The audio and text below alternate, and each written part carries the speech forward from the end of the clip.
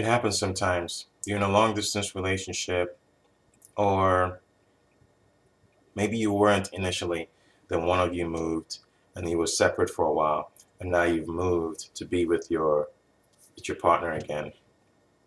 And now your partner, he's changed. He's not as affectionate, he's not as loving. He's changed. He seems to be in a bad mood more. A lot of times, oftentimes when couples have been in a long distance relationship and then one party moves to stay with that other couple on a other partner on a permanent basis, it's like a shock to the system.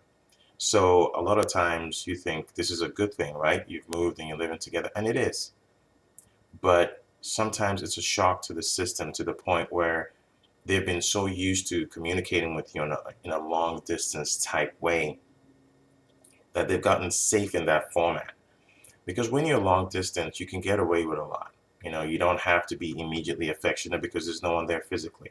You don't have to see your partner's problems right in front of your eyes. You can deal with them from a distance. So you can probably respond even better that way because you don't feel like you're right there in front of the problem.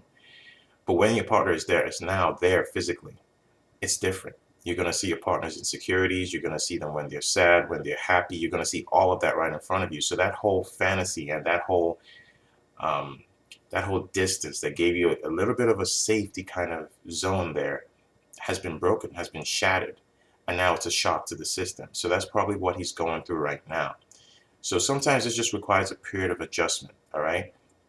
So just give it time. It requires a period of adjustment as they get used to the fact that problems that come up, good or bad, stuff that happens is right in front of them now, and they have to deal with it right there when it's in front of them. And if they get used to that, then stuff could slide into normalcy. Okay, so try not to panic at this time.